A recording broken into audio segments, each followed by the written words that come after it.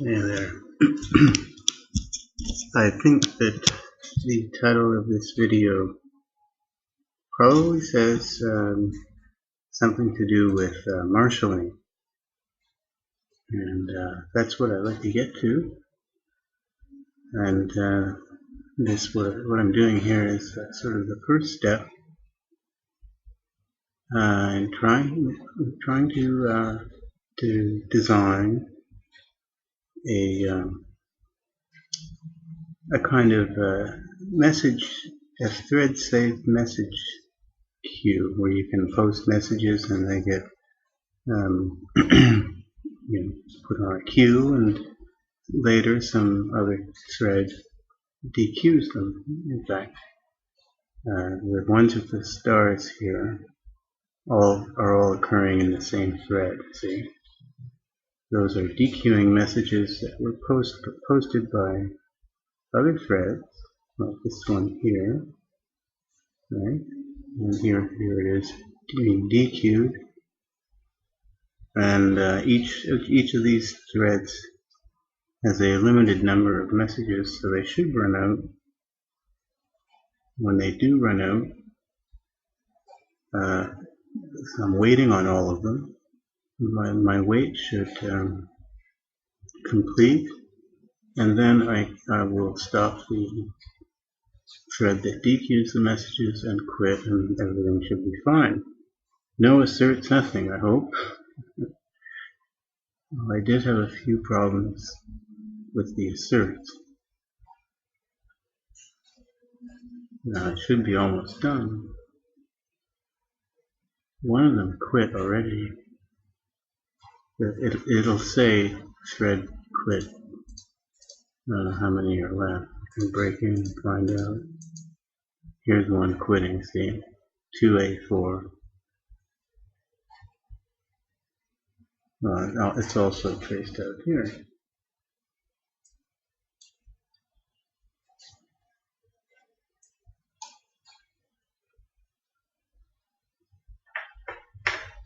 And it's also going to the console, and it's also going to my log file. Now, I should have timestamps on these, but whatever.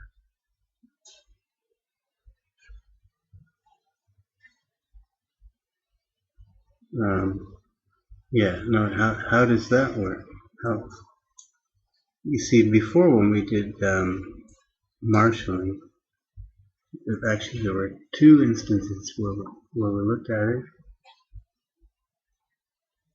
One was in the context of that pick view, and I think another was just in its own context. Oh no, the other one. No, actually, maybe there was only the one. Looking for Marshall.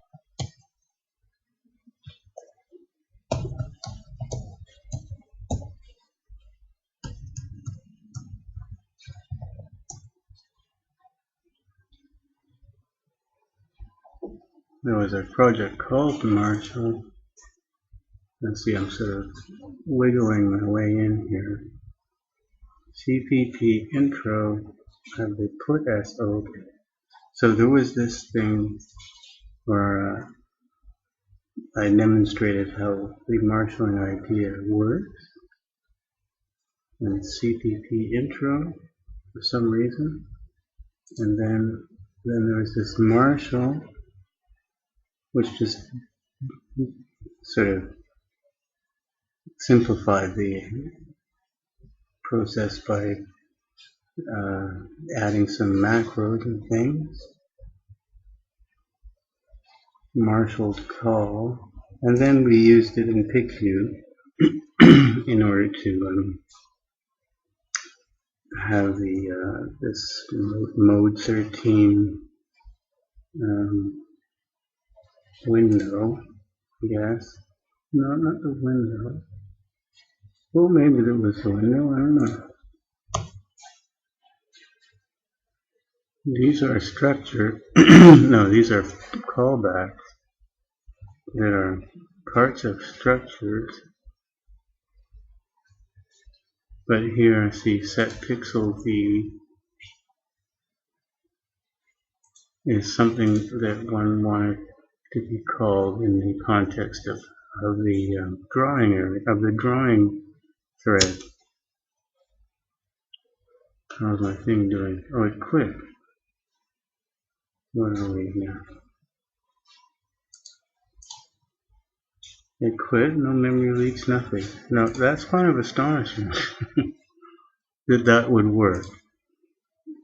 One of the things that this, see, I didn't want to use Windows messaging, not because I hate Windows messaging, but because I wanted to strip away that last bit of mystery from our marshalling thing, because in the end, the outstanding question was how does the Windows post message and send message end up calling the functions or whatever in a different thread, right? In the same thread, right? Well, it's not really a mystery because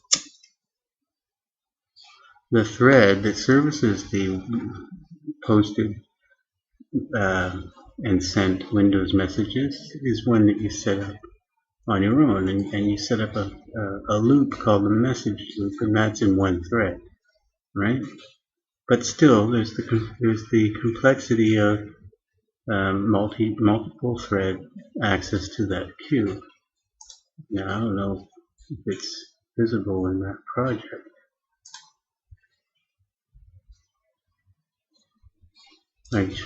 I had to go back to one of my solid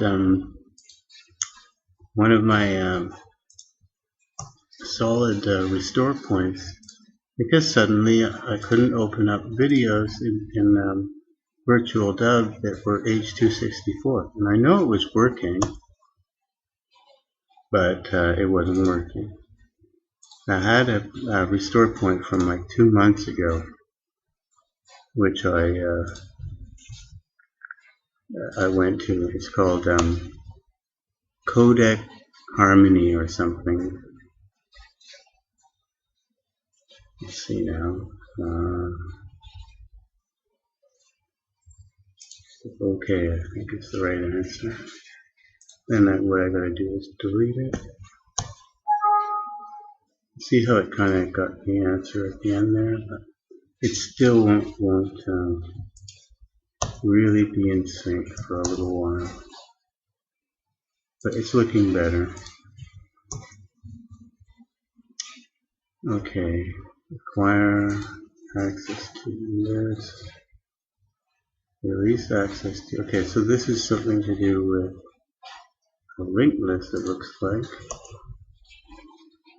Yeah. Well, that's something like what I'm doing, but I thought there was a Windows message involved. Yeah, post thread message. See? This is all done through post or send message, the Windows function, pretty sure. Func call is a type of struct. When WMApp, I see, using WMApp as a flag to say what type of call to use, async or sync, and how are the calls received? Wait for my multiple objects EX. Message wait. Yes. The message part is a Windows message. Now, somewhere, this is a peak message. Somewhere there must be a message loop. No? Which one are we in? Thread prompt. Wrong. Maybe I'm wrong.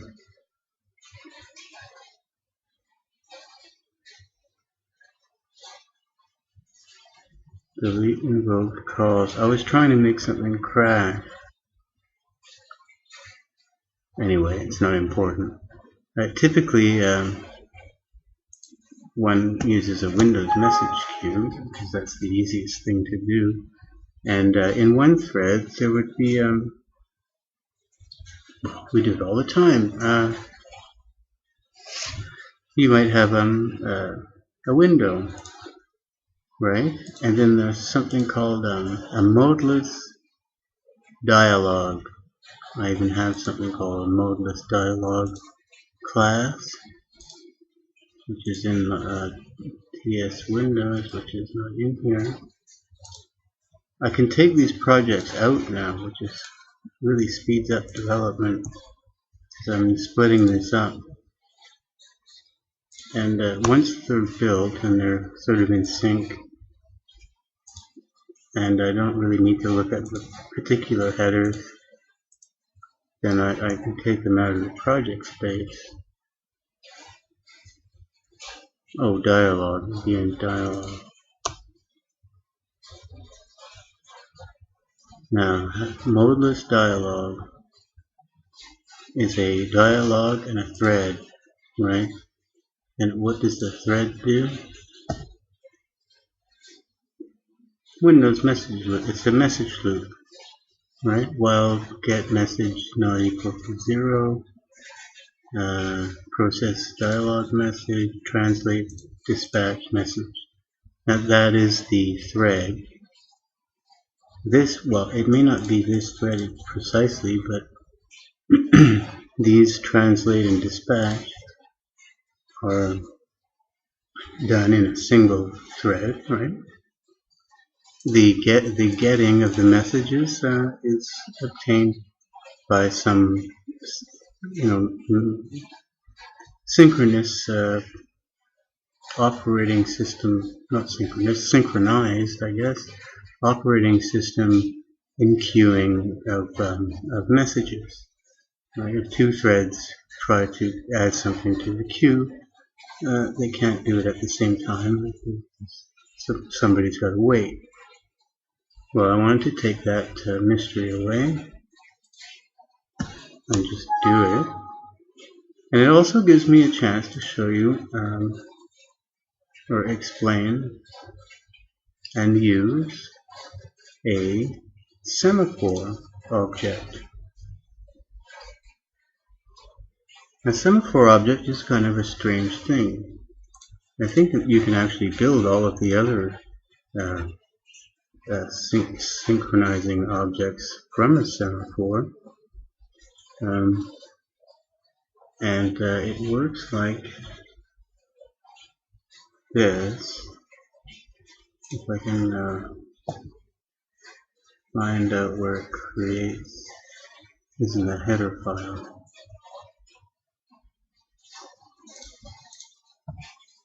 Okay. Create some, that should have double colons.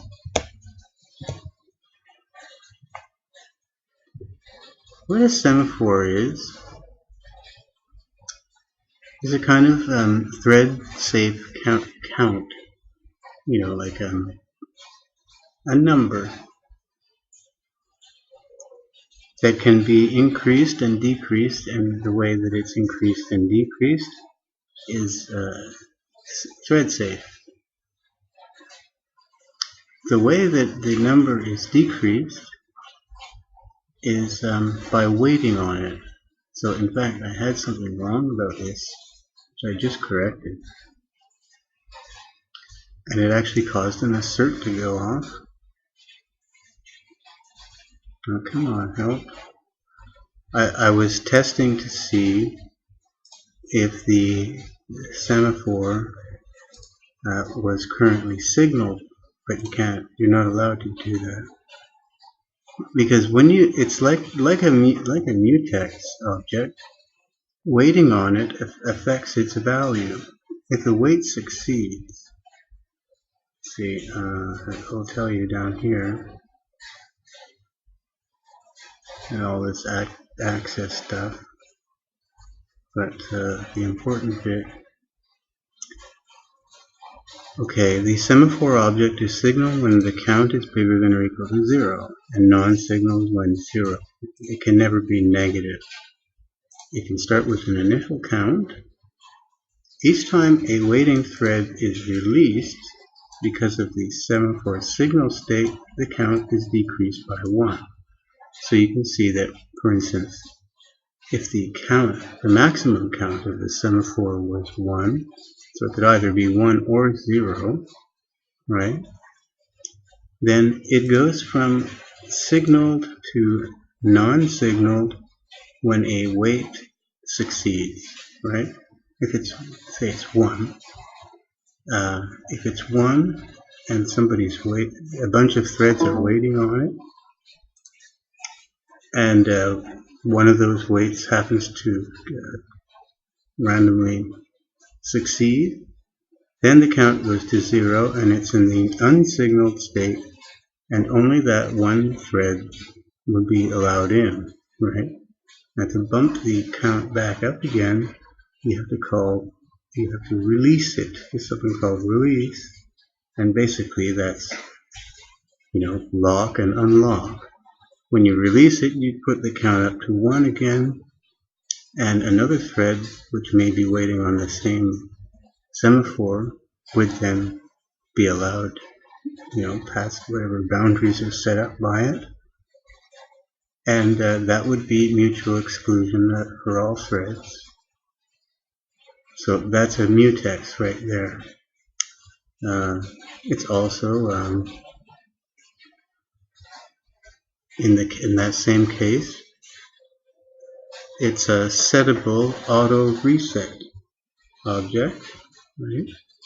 You can set it by calling release, and it automatically resets itself to non-signal when a wait succeeds, which is exactly the same thing as an auto reset. It's never really manual because there's a maximum count, although if the maximum count is sufficiently high, well, no, actually,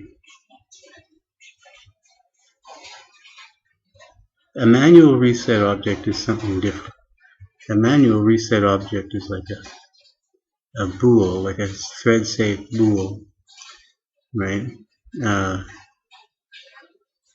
Whether or not a manual reset object gets unset or set doesn't depend on how many waits are completed. So that's a different beast altogether. Now I'm thinking about this queue, and one use of this, for instance, is if you have many threads waiting, right, and you want to let a certain number through, then you call release with a number, right? Release semaphore.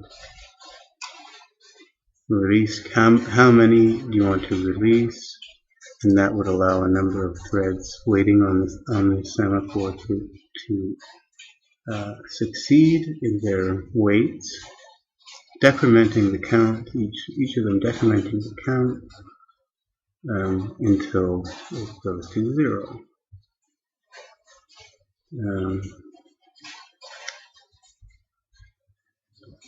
But another thing I thought that it could be useful for, and it turns out it is this queue. A queue. Here's my idea of a queue. It's a semaphore, so it's a number, right? And if you enqueue something, okay, well, it's two things. It's a list. It's three things. It's a semaphore, it's a list, and it's a mutex. Okay. Now the mutex is used to exclude the possibility of multiple thread access to the list. So the list is protected by this mutex. Every time an object is added to this list, I call the release function for the semaphore, which bumps its count up by 1. So the semaphore count should actually be exactly equal to the number of items in the queue. You see what I'm saying? Now, I can't test for that, because if you want to see what the semaphore count is, I don't think there's any special function. The only way would be to,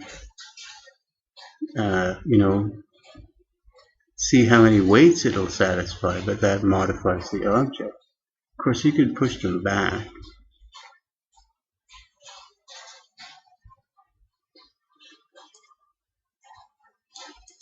I don't think there's any way to check to see what its current number is. It doesn't matter anyway. If logic holds, and if we believe that the operating system behaves correctly, then if you go to enqueue a message onto this list,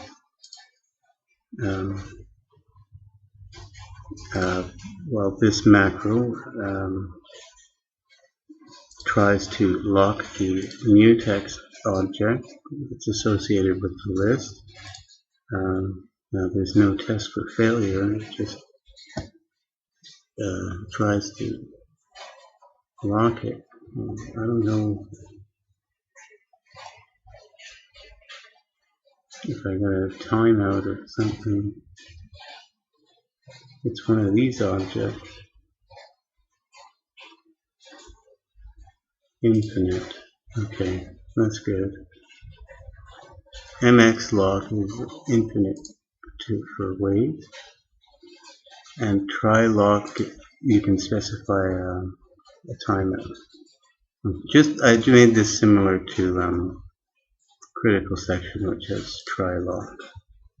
Alright, so this will wait as long as it takes for anybody who happens to have acquired this mutex to release it, then add a object to the list. Queue here just returns a reference to the list part of this thing, and then call release. The release really bumps up the count of this semaphore. And now to dequeue an object from the list, again, we've got to wait for mutual access, and then return pop-head. Now this is assuming that the person who calls this dequeue has done so after waiting on this semaphore. So there's a little bit, I don't know how to tie that in. You don't want to call this function, right,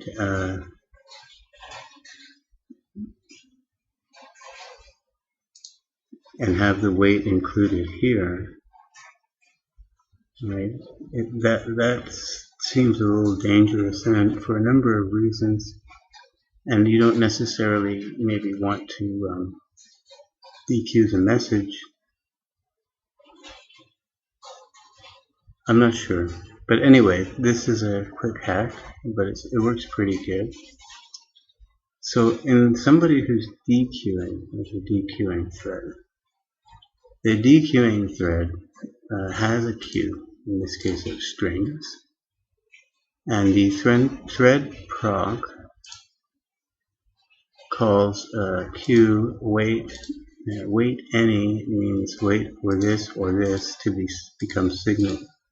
Now the queue becomes signaled if the semaphore becomes signaled, and the semaphore becomes signaled if somebody posts a message to the queue. You see, so this is an efficient way to wait for a message to appear in that queue.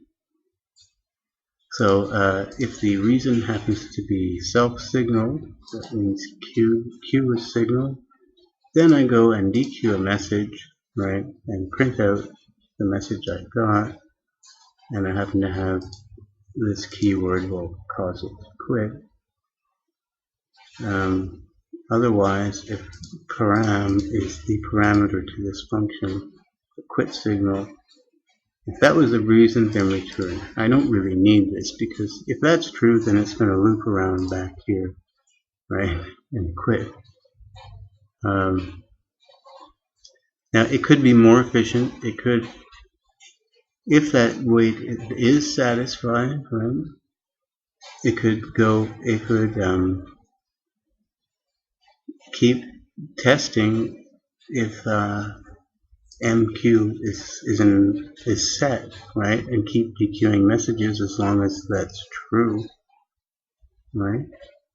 In that case, there's no problem, because if I'm saying, if I'm calling wait 0, which is like a peak, and that returns true, then I take a message out of the queue, which decreases. The count would have been decreased already. I'm allowed to take a message out, and if a wait 0 doesn't return true, then I can go back to this efficient wait for the next one. The enqueuing is another thread, and it has a list. The list could have been a member, but for some reason I made it derived from that.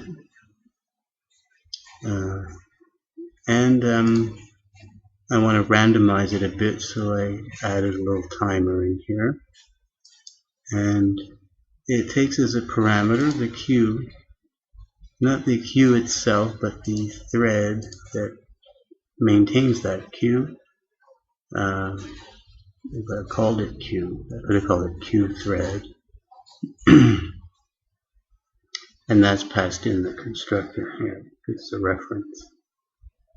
Now, I set the time interval. I'm not doing that every time anyway. Well, I should do that. I should mix that up every time. Set interval, right, to some random number between 1,000 and 1 second and 10 seconds. And then again, here's this wait any, which means please come out of this wait function when either this or this gets signaled. If the first thing, the object making the call, gets signaled, that's the timer, then what I'm doing here is selecting a number between 1 and 4 and queuing that many message onto my queue. Post message. Oh God, that's the thing I'm talking about. I have to call this something other than post message.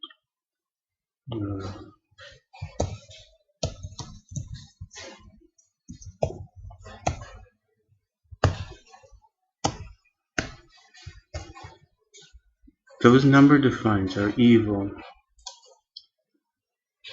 because it take the go to function thing never takes you to the function. It takes you to the number defined always. The only solution is to just don't use names that have been number defined away. Those are not usable for namespacing. Anyway, post a message, and I'm including my own thread ID and the random message I generated. Where's my random message? Oh, those were added in way long before this ever got going. So I can post at most as many messages as I have left in my data bank, and then if I'm all out, then I quit. Otherwise, go back, set a new random wait timeout, and do it again until I run out of messages. And then main here, to really put this thing to the test, create a dequeuing thread, and then allocating some number of I'm going to allocate some number of threads, but I want to cast these as signal pointers for a wait. And then here, making a new queuing thread, giving it 5 to 100 messages. Since it's a list, I can use plus equals to add messages, strings. And then adding this to an array, right? And starting the thread. And after all that's done, I start the dequeuing thread, and then I just added this function that can wait on any number of signals. These are pointers to thread. It says threads, but really there's signal pointers.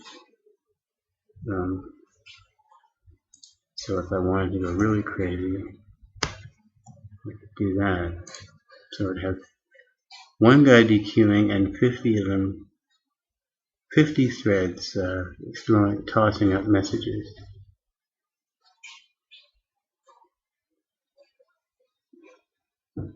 And what I really need to do, maybe I should do that before going on, just to give you a better feel for it, is to not have all of those messages coming out in the same box, but put the dequeuing messages in a separate list box or something, and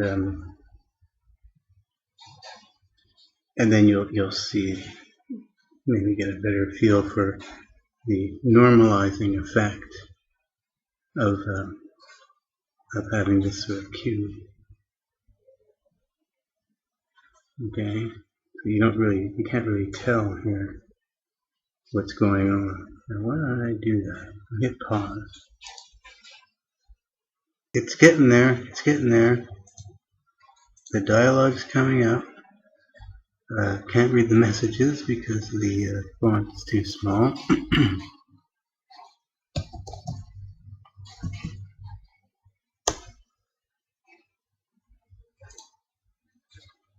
Still small.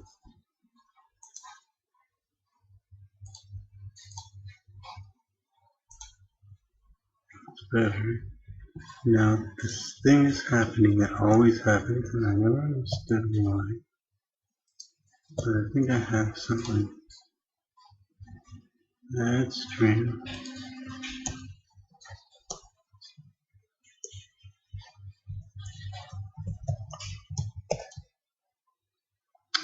Well, let's see.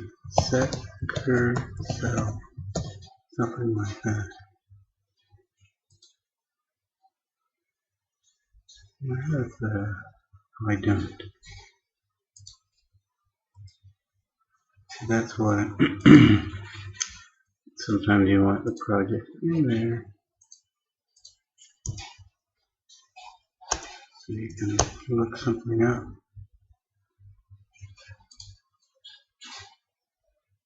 Like this here.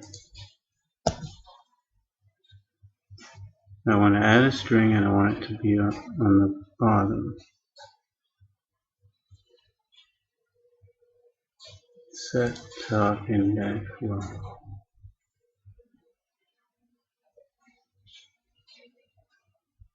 Set so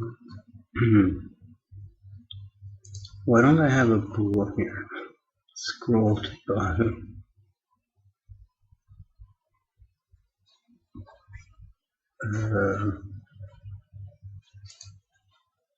Okay, well, I'll just get the count. Set cell to count.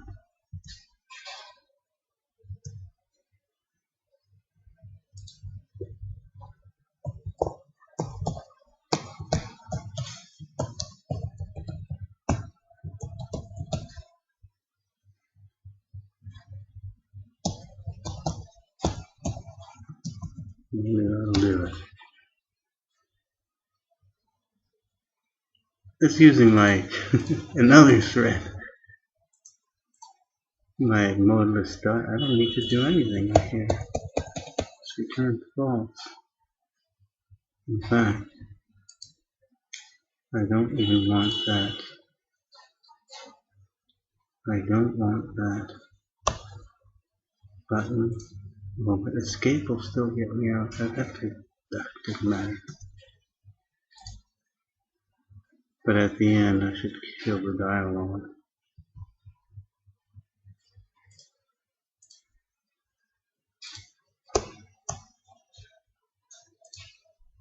That should go there. Post quit. If not, wait. So I gotta wait for it. LG dot stop. What?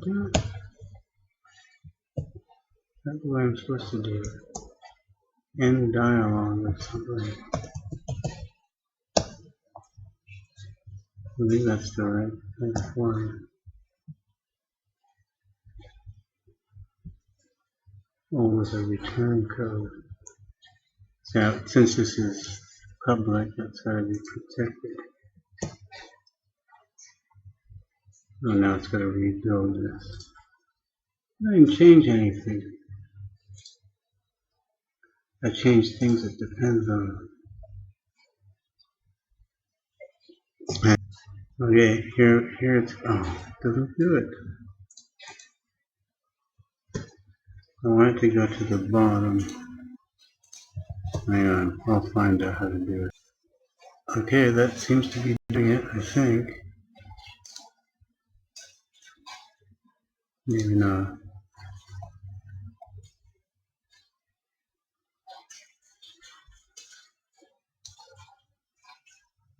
So it's on this U. Oh, I know. It must be sorted.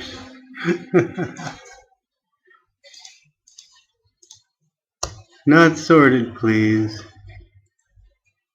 Properties. Sort. No. I just said set top index to number of items minus 10, which is nearly, well, it's more than 10, but whatever. We'll take the best guess. So you see these here messages coming in here are the ones being dequeued. I'm not printing out my own thread ID, which I should. This is what I want. I don't want to do that.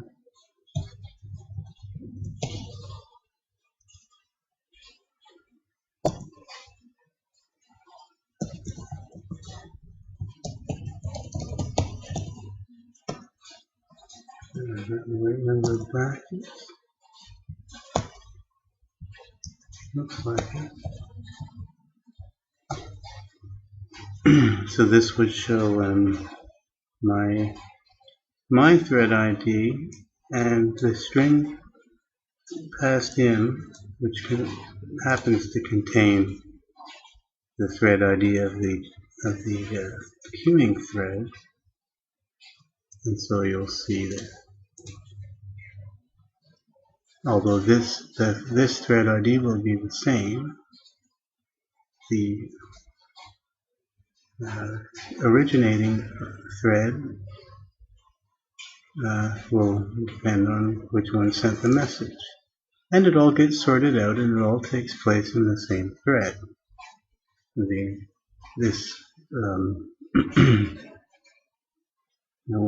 Where am I here? N-queuing, D-queuing.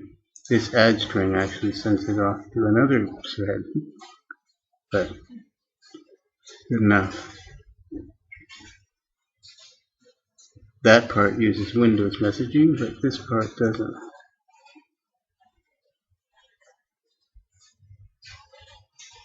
And so we don't need Windows messaging unless our queue isn't big enough. Now the size of the queue depends on the maximum allowed number for the semaphore, which I'm just taking the default 10,000, but I might as well just set it to infinite.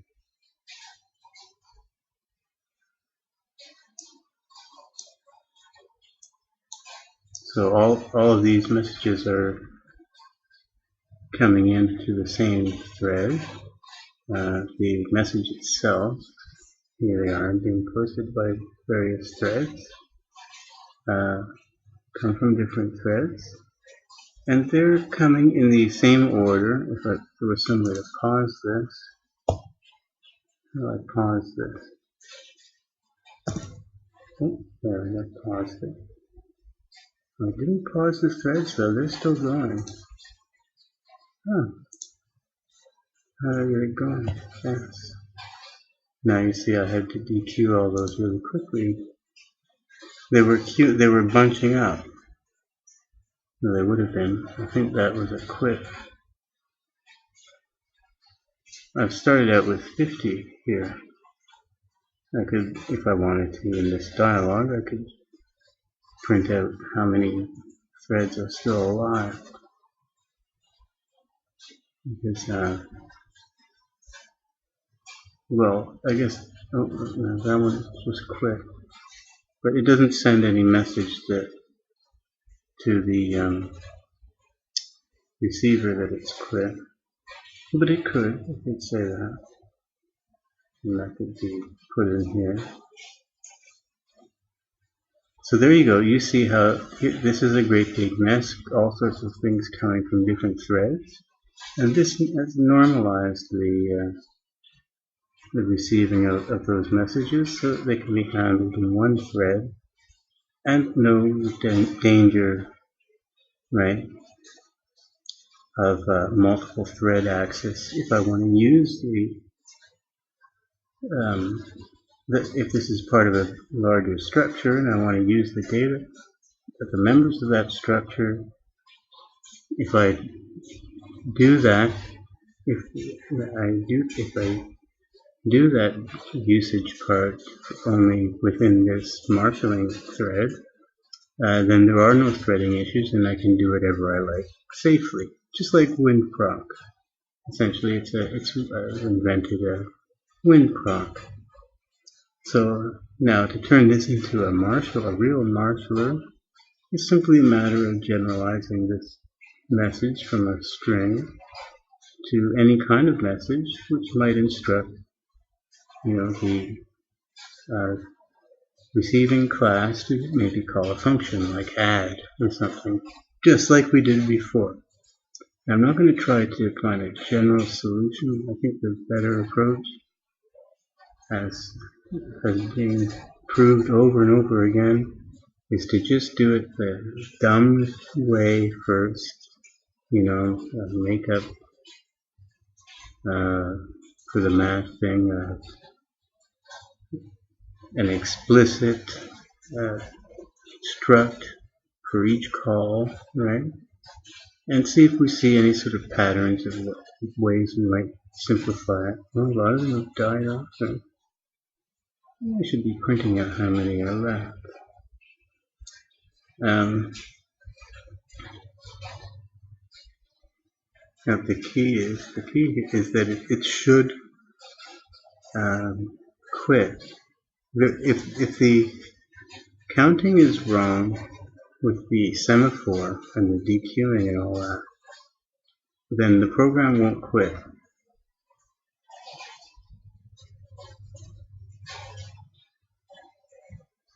And it did quit, so the counting is correct. The reason it wouldn't quit is because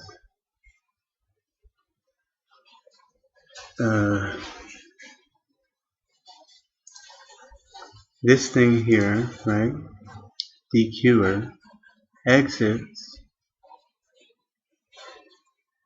dequeuer when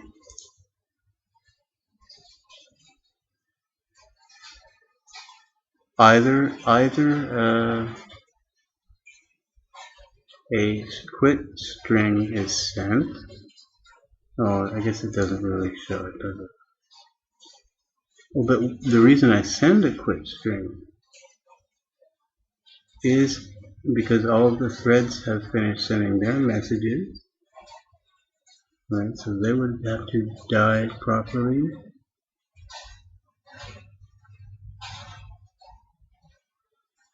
I guess it doesn't say anything now. I should be able to assert anyway, after receiving this thing that says quit, that although this was in the signal state, right?